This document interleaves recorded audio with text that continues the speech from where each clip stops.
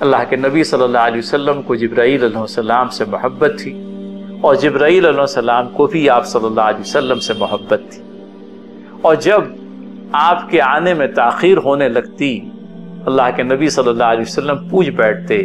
کہ جبرائیل اب کی بار آپ نے آنے میں تاخیر کر دی۔ جبرائیل جواب دیتے کہ میرا آپ کی طرف آنا سرتاسر اللہ تعالیٰ کے حکم پر مبنی ہے، جب رب تعالیٰ مجھے حکم دے گا تبھی میں آپ کی خدمت اقدس میں حاضر ہوں گا۔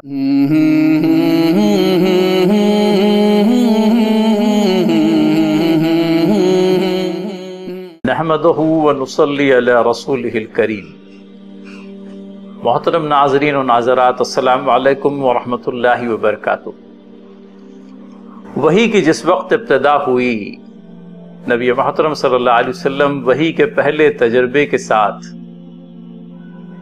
نہایت ہی خوفزدہ ہوئے تھے، اور یہ چیز ہم نے پڑھی ہے روایتوں کے اندر میں کہ اللہ کے نبی صلی اللہ علیہ وسلم غار حرا میں پہلی وحی سے فیضیاب ہونے کے بعد میں جب گھر لوٹے تو آپ نے حضرت خدیجہ رضی اللہ تعالی عنہا سے کہا تھا مجھے اڑھاؤ مجھے اڑھاؤ۔ فرشتے سے ملاقات اللہ کے نبی صلی اللہ علیہ وسلم کو پہلی مرتبہ پہلی وحی کے نزول کے وقت یہ غیر معمولی واقعہ پیش آیا، جبکہ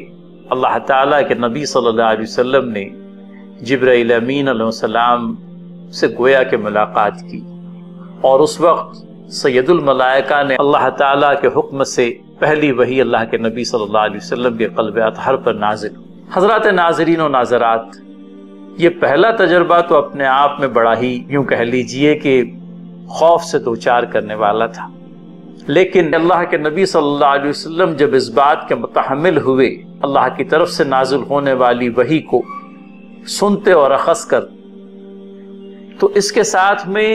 جبرائیل علیہ السلام سے ملاقات کی چاہت، جبرائیل علیہ السلام سے بات کرنے کی چاہت دھیمے دھیمے بڑھنے لگی۔ اللہ کے نبی صلی اللہ علیہ وسلم کو جبرائیل علیہ السلام سے محبت تھی، اور جبرائیل علیہ السلام کو بھی آپ صلی اللہ علیہ وسلم سے محبت تھی، اور جب آپ کے آنے میں تاخیر ہونے لگتی اللہ کے نبی صلی اللہ علیہ وسلم پوچھ بیٹھتے کہ جبرائیل اب کی بار آپ نے آنے میں تاخیر کر دی۔ جبرائیل جواب دیتے کہ میرا آپ کی طرف آنا سرتاسر اللہ تعالیٰ کے حکم پر مبنی ہے، جب رب تعالیٰ مجھے حکم دے گا تبھی میں آپ کی خدمت اقدس میں حاضر ہوں گا۔ مدینہ میں اگر ہم اس وقت موجود ہوتے اور کبھی ہمیں بھی یہ دیکھنے کا موقع ہوتا کہ اللہ کے نبی صلی اللہ علیہ وسلم پر وہی نازل ہو رہی ہے، اصحاب رسول اللہ صلی اللہ علیہ وسلم اپنے تجربات کے ذریعے سے، اپنے مشاہدات کے ذریعے سے یہ بات جاننے لگے تھے، اس کیفیت کا اندازہ کرنے لگے تھے جو نزول وحی کے وقت اللہ کے نبی صلی اللہ علیہ وسلم کو پیش آتی۔ بذات خود تو دیکھ نہیں سکتے تھے جبرائیل علیہ السلام کو نازل ہوتے ہوئے اور دیگر ملائکہ کو آپ کے ساتھ آتے ہوئے، لیکن اللہ کے نبی صلی اللہ علیہ وسلم کی کیفیت سے یہ اندازہ کر چکتے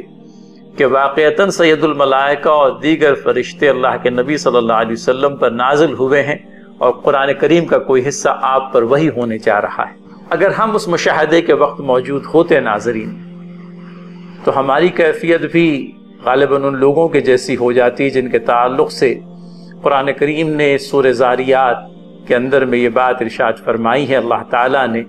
قلیل من اللیل ہم یہجعون وبالاسحار ہم یستغفرون وفی اموالہم حق للسائل والمحروم،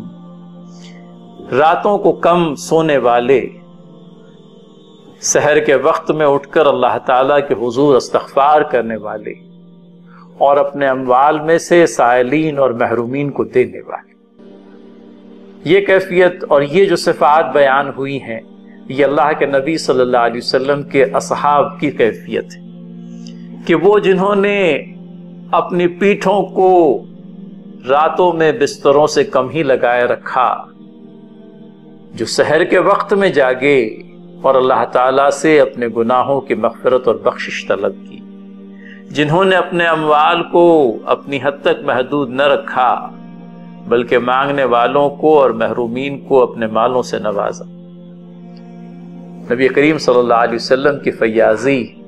ابن عباس رضی اللہ تعالیٰ عنہ کہتے ہیں کہ آپ صلی اللہ علیہ وسلم لوگوں میں سب سے زیادہ فیاض تھے،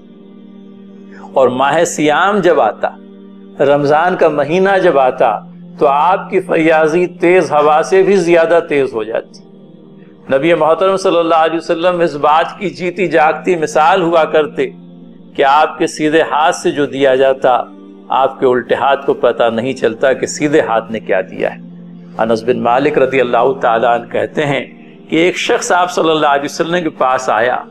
وہ مانگتا گیا، نبی کریم صلی اللہ علیہ وسلم دیتے گئے، یہاں تک کہ وہ مانگتے مانگتے عاجز ہو گیا، اور پھر اس نے اپنی قوم کے اندر میں جا کر کے یہ بات کہی